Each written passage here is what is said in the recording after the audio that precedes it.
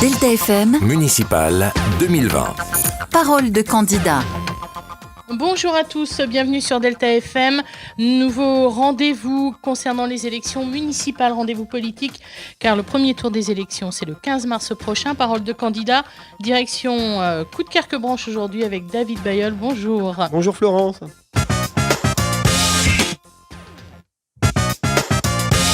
Delta FM, Municipal 2020. Parole de candidat. David Bayeul, vous êtes le maire sortant de Coudekerque-Branche et vous briguez un troisième mandat. Vous avez réfléchi avant de vous dire j'y retourne, je continue l'aventure d'élu et d'édile de ma commune? Oui, beaucoup. Pas par rapport à Coudekerque-Branche. Coudekerquois de cœur, de naissance, de vie. Je suis passionné par ma commune, mais je ne pouvais pas ne pas être certain d'avoir la même énergie à proposer à mes habitants. Ils me connaissent un peu pied au plancher, du début du mandat à la fin. L'énergie, c'est ce qui vous caractérise. Un petit peu, on me dit énergique. Alors, il fallait que je sois en mesure de leur proposer la même énergie. Je pense qu'aujourd'hui, je suis en mesure de le faire, avec une expérience acquise, en plus, 12 ans de mandat, une bonne connaissance du territoire, une bonne connaissance des dossiers, une bonne connaissance des défis pour demain. Donc oui, l'envie de continuer, parce qu'il me fallait cette énergie pour être certain, et ils me le rendent bien, mes Coudekerquois. Là, c'est un bilan que vous défendez. Est-ce qu'on peut dire que c'est un bilan de 2 mandats, en fait, que vous défendez? Oui, parce que le temps est ainsi fait que certains projets ont été initiés au premier mandat dans une situation compliquée. Tout le monde se souvient de la situation dans laquelle j'ai récupéré la ville de Coudekerque-Branche au niveau financier notamment. Et c'est pour ça que je parle de bilan de 12 ans, en fin de compte. Je vois que vous connaissez bien notre territoire, Florent, je le sais, vous nous suivez depuis toujours. Et donc, cette idée de pouvoir construire d'abord sur le premier mandat et de réaliser sur le second. L'écoquartier, c'est 7 ans de travail. Les berges du canal de Bergue, ça commence à la fin du premier mandat et ça se termine, là, depuis quelques mois, à la fin du second. C'est un temps qui est souvent long pour l'habitant, mais il le comprend. Moi, toujours, je n'ai pas vu le temps passer. Alors justement, le temps, vous me parlez, le temps, c'est un petit peu ce que vous mettez sur le devant de la scène.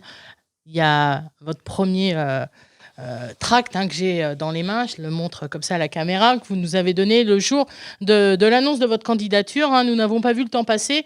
Le temps qui passe, c'est quelque chose, je sais pas, le temps, c'est une obsession? Un peu. Alors peut-être parce que je suis jamais Parce que le temps passe trop vite. Je suis jamais vraiment dans le temps, vous le savez. J'ai toujours un peu de difficulté vrai, avec ça. Ouais. J'ai toujours un peu de difficulté. Pourtant, vous avez une montre. Et ouais. Mais elle n'est pas sur le même fuseau horaire que tout le monde. Tous les collègues qui me regarderont, qui nous écouteront, comprendront le message. Le temps d'avance.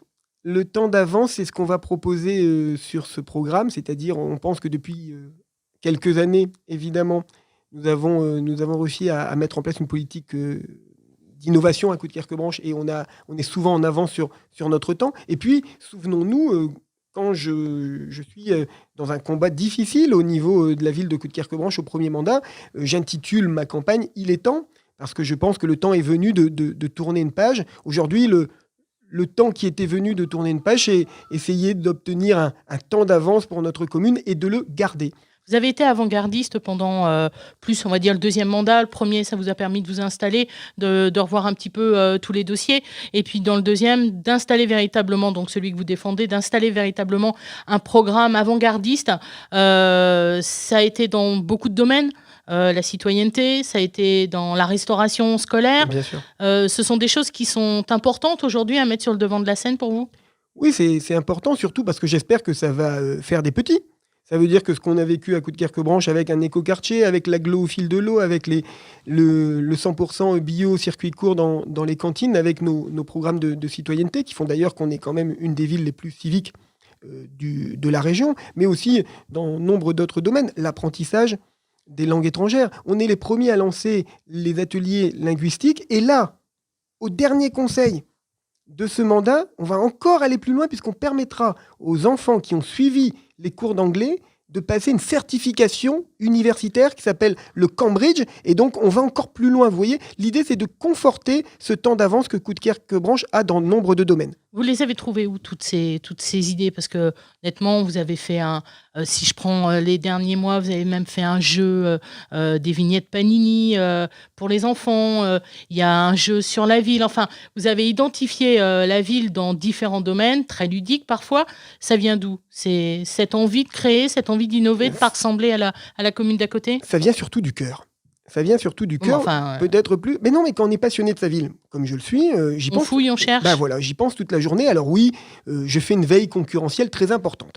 Hein, et je lis jusqu'à 70 magazines municipaux partout en France, de tout horizon, de tout bord, de tout lieu géographique. Et si une idée me paraît transposable à la ville de Coudekerque-Branche, je n'hésite pas à creuser le sujet avec mes équipes et à le faire. Mais ça vient surtout du cœur, parce que quand tu aimes ta ville, tu as envie de leur donner le meilleur. Et comme tu as envie de leur donner le meilleur, hein, moi, vous le savez, mon parti, c'est Coudekerque-Branche. Donc, comme tu as envie de leur donner le meilleur, tu es tout le temps à la recherche des bonnes idées. Alors, les bonnes idées, comme vous avez beaucoup d'énergie, ça tombe bien parce que vous allez devoir pédaler ces prochaines semaines. Vu que Ça vous avez fait plaisir. Je sais que ça vous fait plaisir. Vu que vous avez décidé, c'est pas de ma faute, c'est de la vôtre, vous avez décidé de faire votre campagne en Rosalie. Donc, d'aller déambuler dans les rues de Coudekerque-Branche afin de rencontrer les habitants que vous rencontrez déjà. Mais le but, c'est quoi ? C'est de discuter, d'avoir des idées, de leur transmettre, bon, de faire campagne évidemment, de recueillir aussi leurs sentiments, leurs projets. Votre programme, vous l'avez déjà fait ? Alors, à la question que vous me posez sur la Rosalie, et je suis ravi que vous me la posiez, c'est aussi... Il n'y a pas beaucoup d'élus et pas beaucoup de maires sortants qui vont faire campagne en Rosalie, il faut l'avouer. Alors, c'est aussi le changement d'époque. En 2008, je fais campagne avec une petite voiture. Une petite voiture parce que je n'ai pas les moyens d'avoir des locaux de campagne, donc je mets ma tête sur une petite voiture qui tourne partout en ville. Depuis, on a quand même pris conscience de l'importance de la transition écologique.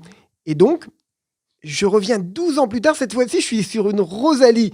Alors la Rosalie, elle est conviviale, la Rosalie, elle fait un petit clin d'œil au carnaval, je suis assez carnavaleux, vous le savez, la chanson bien connue.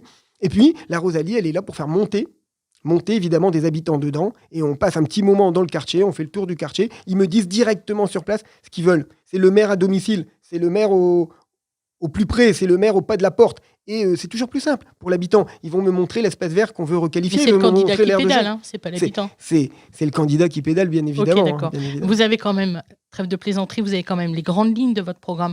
Vous savez ce que vous voulez faire encore pour votre commune ? Je veux que Coudekerque-Branche s'ancre véritablement dans son époque. Alors oui, on a des grandes idées, on a la volonté de continuer de rendre la ville plus belle, on a une politique qui va être peut-être un peu différente des autres sur la police municipale, par exemple. Par exemple, parce que là, il nous reste 2 minutes 30. Alors sur la police municipale, par exemple, beaucoup nous parlent des horaires de jour et de nuit. Moi, je crois que la question, elle n'est pas là-dessus. La question, elle est de la mobilité. Est-ce que la police municipale peut être très mobile ?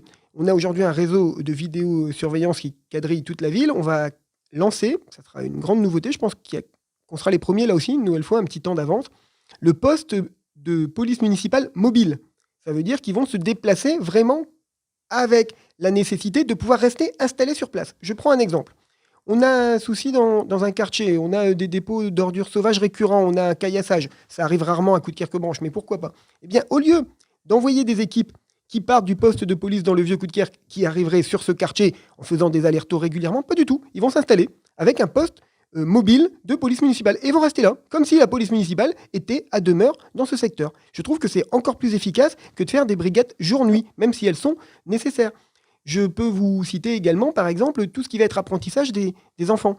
Au Canada, dès la classe de CP, l'équivalent du CP chez nous, ils apprennent et à lire et à coder informatiquement. Eh bien, nous, on va aider les enfants de Coudekerque-Branche à apprendre le coding. On sait que dans 10 ans, plus d'1 emploi sur 5 sera dans la digitalisation. Je ne peux pas, moi, aujourd'hui, ne pas donner les moyens aux enfants de se préparer sur ces métiers de demain. La digitalisation, ça sera aussi la smart city, ça sera aussi la ville numérique. On va aller encore beaucoup plus loin pour eux. Donc, on va dans l'implication de la municipalité dans l'éducation, parce qu'à la base, c'est quand même pas son boulot.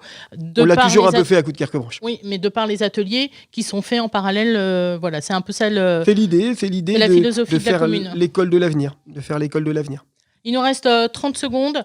Votre campagne dynamique, énergique, c'est quoi l'idée majeure ? Toujours la même, écouter, entendre et répondre.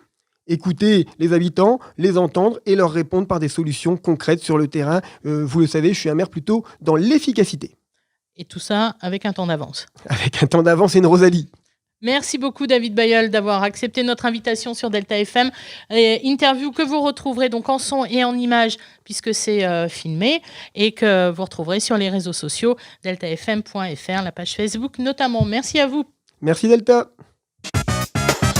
Parole de candidat à retrouver aussi en replay et en vidéo sur deltafm.fr et Facebook.